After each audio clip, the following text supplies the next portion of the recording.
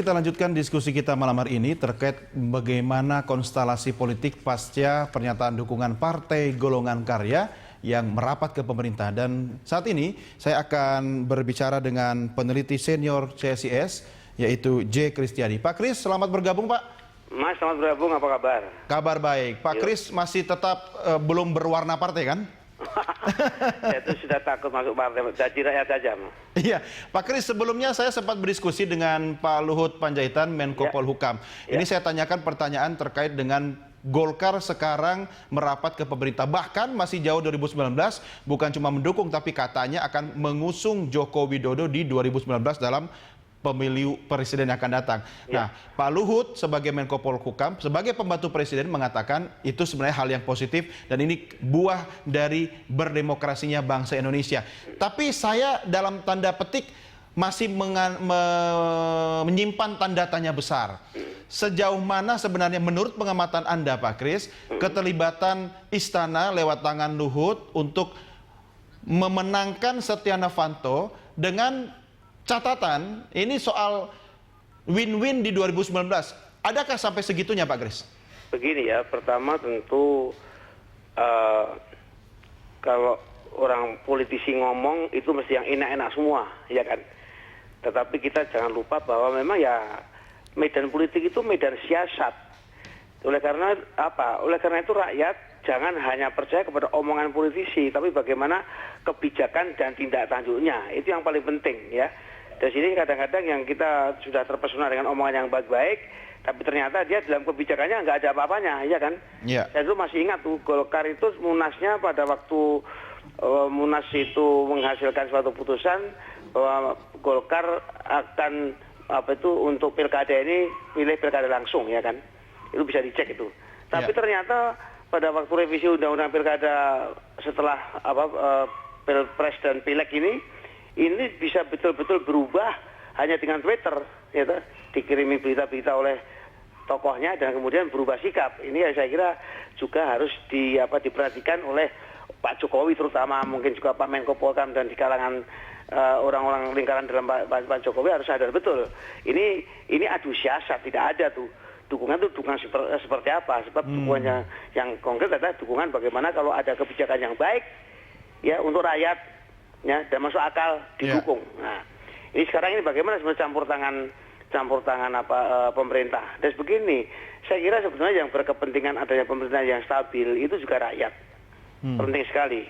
Supaya apa? Supaya kemudian apa yang dijanjikan oleh para pemenang pilpres dan pileg ini memang bisa diwujudkan. Nah, tetapi kan urusannya adalah bahwa pemerintah juga merasa bahwa siapa sih orang yang kira-kira tokoh di Golkar yang nyaman untuk pemerintah. Nah, ternyata pemerintah pun ada dua. Yang satu wakil presiden mungkin nyaman untuk Akom, yang satu Pak Jokowi nyaman untuk Setia Novanto. Tetapi menurut saya, toh akhirnya ada kenyataan Setia Novanto menang. Nah, menurut saya itu sah-sah saja campur tangan pemerintah asal campur tangan transparan. Sejauh ini menurut saya secara prosedural cukup transparan, prosedural. Tapi tentu masih banyak pertanyaannya juga kan. Apakah di dalam proses yang prosedural ini memang kemudian juga tidak ada misalnya hantu-hantu bergentayangan membagi duit, ya kan? Karena apa? Karena kalau yang melakukan soal politik uang itu manusia, mungkin Pak Fadil sudah bisa nangkap tuh, ya kan? Iya.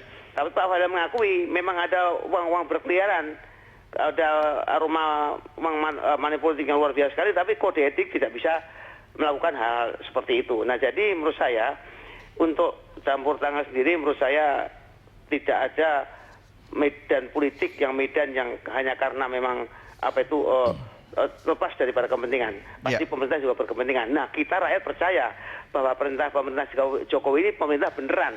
Nah, mudah-mudahan menurut saya dengan adanya pengaruh dan mungkin juga ada campur tangan dari unsur-unsur pemerintah yang memang memenangkan Setia Novanto itu tentu dengan bismillah bahwa niatnya adalah untuk membuat pemerintahan yang stabil dan membuat pemerintah yang lebih efektif. Atau mungkin begini Pak Kris. Kita kemudian kalau cuma mendukung seperti apa mendukung itu kan begitu, ya enggak? Ya. Atau mungkin analisanya begini. Saya akan minta pendapat Anda. Kalau kita kan tidak bermaksud atau bukan hak kita untuk menghitung-hitung dosa seseorang. Tapi kalau misalnya pemerintah megang orang yang dosanya paling banyak biar bisa dikendalikan, biar buntutnya nggak kemana-mana. Nah, mungkin saja pemerintah sedang memainkan peran itu. Ya, kita dukung orang yang dosanya paling besar. Pemerintah ini realistis. Ah. Tidak ada pilihan di politik itu antara malaikat dan iblis. Oke. Tidak ada, ya kan? Yang ada cuma orang yang kurang buruk dan orang yang lebih buruk. Ya, itu saja ukurannya. Tidak ada. Dan sini mungkin pertimbangan subjektif Pak Jokowi yang dipilih ya, ini yang mungkin yang lebih buruknya lebih kurang, ya kan? Daripada yang lain bisa begitu, ya. Tapi ini kan buruk itu ukuran politik, ukuran kepentingan. Nah, kepentingan-kepentingan ini menurut saya yang harus menjadi tonggak dasar adalah kepentingan-kepentingan yang berkaitan dengan kebijakan.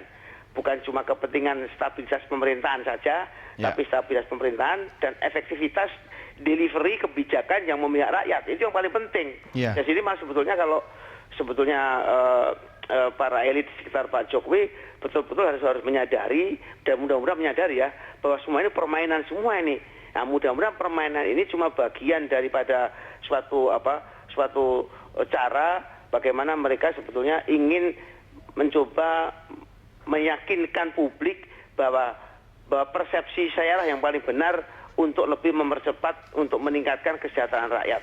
Ya, jadi persaingan itu persaingan mengenai perspektif yang berbeda, bagaimana mereka mempunyai terobosan, bagaimana memajukan rakyat, bagaimana ekonomi tambah bisa tumbuh berkembang dan sebagainya, bukan karena hitung-hitungan transaksi, karena teman baik atau kekerabatan dan sebagainya.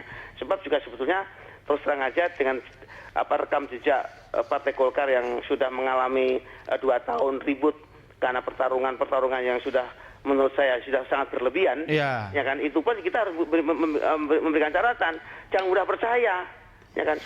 Iya betul, jangan mudah percaya. Kita lihat bagaimana dukungan itu bentuknya apa, ya kan? Tapi saya ingat betul Pak Kris, kita bahas soal Golkar ini sudah sekian bulan ya, dan energi juga sudah cukup kita habiskan untuk membahas masalah yang melanda Partai Pohon Beringin ini. Tapi kok kesannya Munaslup kemarin itu jadi anti klimaks. Kesannya semua sudah bagian dari settingan, rundown pun sudah disusun, dan nanti cuma formalnya saja diketuk palu di Munaslup. Bagaimana Anda melihat ini? Ya, itu saya kira sudah sangat transparan kita juga bicarakan di TV Berita 1 kan. Bagaimana sebetulnya ungkapan Pak Fadel sebetulnya sudah memberikan semacam isyarat dan itu pucuk gunung es bahwa dikatakan banyak juga teman-teman yang mengeluh ya kan kenapa dia dan bagaimana juga uang-uang beredar didengar sangat santer disampaikan oleh ketua kode etik ya dan lain sebagainya. Itu sudah mencerminkan sebenarnya itu isyarat sebetulnya untuk kita jangan kalah energi ya kan sama kekuatan-kekuatan di Golkar yang mau membangun oligarki dan hanya memanfaatkan bergabungnya dengan pemerintah. Itu bukan karena kepemihaan terhadap isu-isu yang pro rakyat, tetapi untuk sesuatu yang memang lebih membuat mereka nyaman, mengamankan kepentingannya, mengamankan kedudukan, mengamankan bisnisnya dan sebagainya. Jadi di politik yang demokrasi tidak boleh kekuatan civil society ini juga menjadi lemah. Tetap terus, sebab kalau kita menjadi lemah, mereka tetap tidak akan ada yang mengawasi lagi. Ya kan, sebab juga eksistensi Partai Golkar itu tidak cuma kepentingan para pengurusnya, tapi juga kepentingan rakyat. Ya, kenapa kepentingan rakyat? Karena rakyat sudah milih mereka, kan begitu urusannya. Oke, Pak Kris, ini saya membaca sebuah rilis dari lembaga survei. Ini garis besarnya begini, sebenarnya pasca Munaslup, Golkar ini perlu rebranding. Mungkinkah dengan merapat ke pemerintah, ini upaya rebranding Golkar? Iya. Itu bukan rebranding Golkar tuh, kalau ini mudah-mudahan persepsi rakyat seperti apa yang saya persepsikan bahwa sebetulnya dengan apa itu untuk sementara ini dengan hanya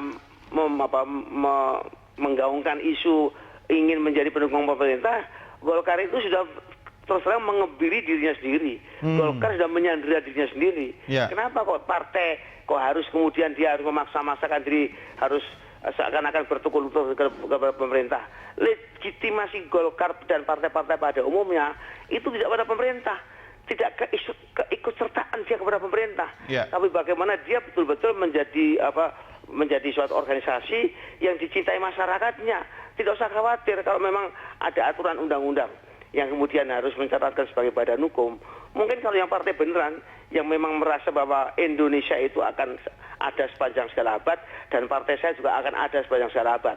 Pokoknya kita pupuk suatu kepercayaan dengan masyarakat pokoknya kita ganti undang-undang yang lebih baik bahwa legitimasi Golkar tidak perlu lagi dicatat di dalam kantor administrasi pemerintahan. Jadi Atau kan mungkin cuma di begini situ, Pak ya kan? Kris, Iya atau kan? mungkin Iya, logikanya gitu. adalah untuk rebranding itu kan butuh dana, cost-nya tidak kecil. Nah, Dan kalau- ya, untuk kalau itu perlu akses ekonomi. Justru malah merosot. Oh gitu. Ya, partai butuh dana dan kemudian juga dana itu disuruh sebagai persyaratan yang semula 25 miliar untuk bisa ikut menjadi calon ketua umum dan memang lalu turun-turun.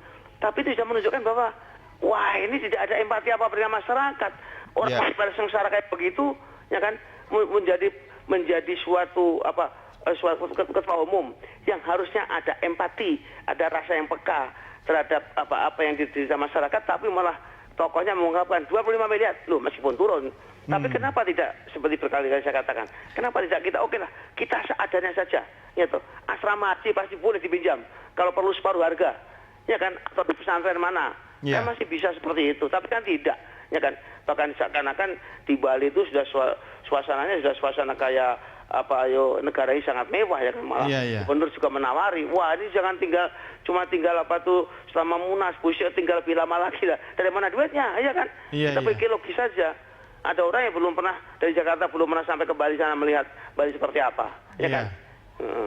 Pak Kris, ini ada satu hal yang menarik juga nih. Kan dalam Munaslup Golkar itu selain akhirnya menjadikan Setia Novanto Ketua Umum Partai Pohon Beringin, ini juga statement Partai Golkar untuk mendukung pemerintah Presiden Joko Widodo dan akan mengusung Jokowi di 2019. Loh, ini kan masih terlalu dini, bahkan politik kan akan cair. Apa jaminannya sehingga Golkar sudah menggelontorkan statement terlalu dini? Nggak ada jaminan apa-apa. Yang bisa menjamin kita itu cuma kitab suci. Ya. Apalagi kalau cuma omongan politisi. Jadi kita nggak usah percaya itu. Betul, lo nggak begini loh. Sebab di kalangan pakem-pakem ilmu politik memang dibenarkan. Politisi itu mengatakan yang tidak benar demi tujuan yang lebih baik, mestinya begitu. Tapi kan tujuan lebih baik itu kan tujuan yang untuk baik untuk bangsa dan rakyatnya, bukan tujuan untuk kepentingan sendiri. Jadi kalau sekarang dia ngomong begitu itu sudah ya omongan-omongan yang menurut saya itu semakin menunjukkan bahwa sebetulnya apa yang ingin diraih itu sekedar sesuatu yang memang ya kita membuat lebih nyaman lah. Nggak usah didengerin gitu ya Pak ya? Ada hitung-hitungannya kan kira-kira begitu. Oke, ya kan? Baik.